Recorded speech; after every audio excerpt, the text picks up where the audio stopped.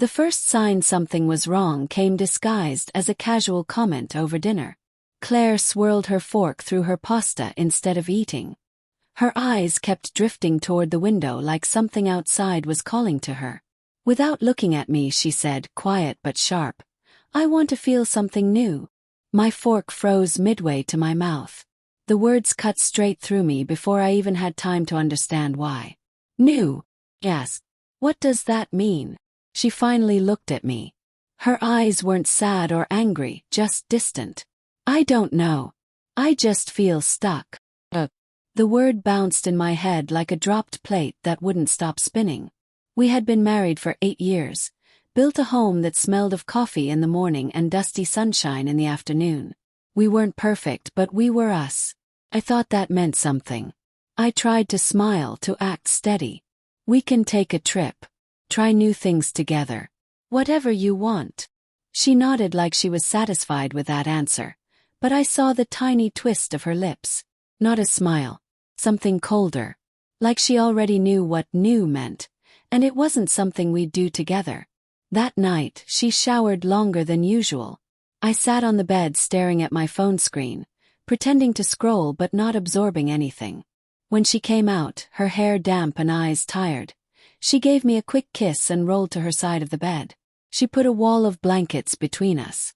The next few days, those subtle changes kept stacking up. Text messages she hid from view. Work events she never mentioned before. Perfume she didn't wear for me. Her laugh, bright and too alive when she talked to someone over the phone in another room. Every red flag waved, but I told myself it was fine. I loved her. Love is supposed to be patient, understanding. Love ignores the alarm bells because the truth hurts more than the lie. One Saturday afternoon, she dressed up in a sparkly top she hadn't worn since our anniversary. Her voice was breezy, fake calm. "I'm going out for drinks with co-workers." I asked which co-workers. She paused too long before answering. "You don't know them." She vanished out the door before I could think of anything else to say. I sat alone in the quiet house, surrounded by everything we built together. Framed photos of vacations, mismatched mugs we bought at a flea market, the dent in the couch where she curled up for movie nights. The silence felt like a countdown. At 1:13 a.m., a message finally came through. "Staying with a friend. I'm fine." No explanation.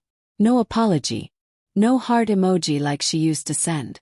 I lay awake until dawn, replaying years of our life, searching for the exact moment when she stopped choosing me. The next day, Claire came home as if nothing had happened. She hummed while putting groceries away, like she was trying to paint over the cracks with normalcy. I watched her place a carton of orange juice into the fridge. Her hands trembled. "Did you feel something new last night?" Yes. She froze. Her eyes slammed shut. "Don't do this," she whispered.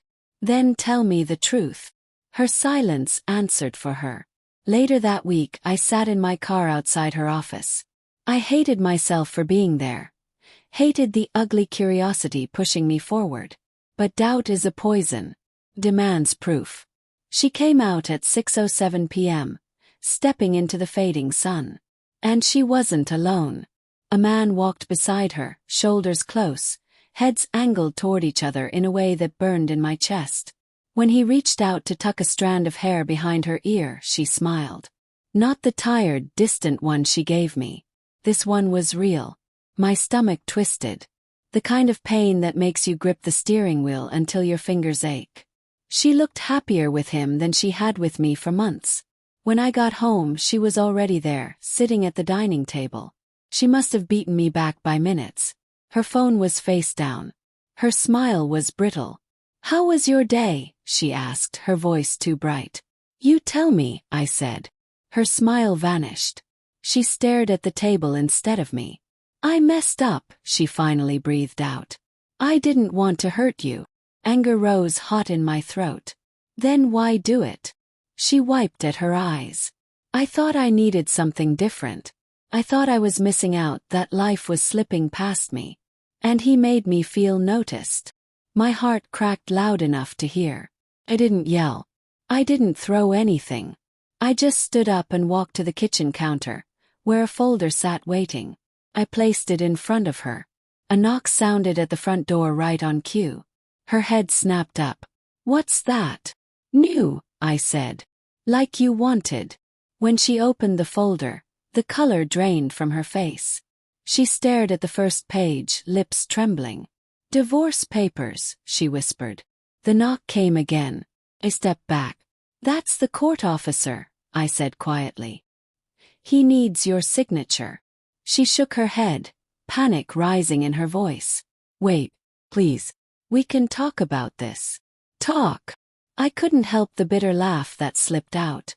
"You already said everything." She stood so fast her chair scraped the floor. Tears ran hot down her cheeks. "I made a mistake," she cried. "I didn't realize what I had until I was losing it. I looked at the woman I had loved more than anything. The woman who traded our marriage for a thrill." I felt grief twist through me, but beneath it, clarity. "You didn't lose it," I said, stepping toward the door. "You threw it away." She reached for me, fingers grazing my sleeve, but I moved past her and opened the door. The officer waited, clipboard in hand. Claire's sobs echoed through the hallway as I walked outside. For years, all I wanted was to make her happy, to be her constant, her safe place. And she wanted something new.